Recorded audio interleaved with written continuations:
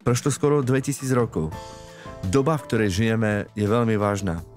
Žijeme v obrovskom napätom vzťahu, čo sa týka globálnych vojen. Prežili sme nedávno pandémiu. Svet zažíva zemetrasenia. Máme sociálne siete, máme live prenosy. Keď sa niekde niečo udeje, v momente to vieme, čo sa udialo napríklad v Japonsku alebo v Austrálii. Takže ľudia chcú vedieť. Žijeme v takej napätej dobe a je to otázka. Učeníci sa to pýtali a my sa dnes chceme tiež pýtať, ale skrze Božie slovo, že čo sú tie znamenia, o ktorých Pán Ježiš povedal?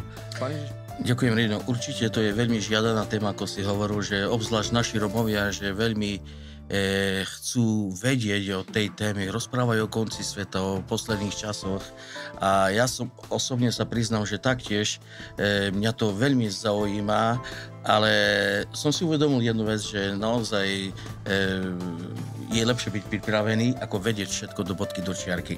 Lenže tú otázku, ktorú som mi položil, že keď Pán Ježiš sedel na Olivovom vrchu a prišli k nemu učeníci, lebo takisto chceli vedieť, takisto jednoducho túžili potom vedieť, lebo človek to má v sebe, že chce poznať budúcnosť, chce poznať jednoducho, čo sa stane a oni sa ho pýtajú, ako si spomenul, že Ježiš na prvú vec, pred ktorou varuje ich, je, že budú falošní Kristovia, falošné učenia. A naozaj to je dneska v tomto svete, v ktorom žijeme, je veľmi veľa toho, že existujú všelijaké falošné učenia, falošné organizácie, ktoré predpovedajú koniec sveta a im to nevyšlo. Veľa takých poznáme skrze históriu, ale jednoducho my sa musíme držať Božieho slova. Amen. To znamená nepozerať sa na hviezdy, nepozerať sa na ľudí, ktorí hovoria, že len ja jediné poznám pravdu, keď bude koniec sveta, ale pozrieť sa do Božieho slova.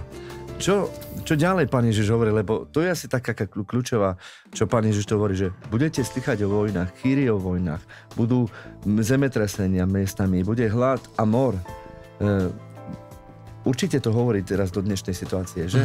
A predsa Ježiš hovorí, že ešte nie je koniec. Menúva tieto veci a hovorí, že ešte nie je koniec. Hej? A potom vlastne hovorí, že to je len iba začiatok takých útráp a potom vás vystavia súženiu, budú vás zabíjať a všetky národy vás budú nenávidieť pre moje meno.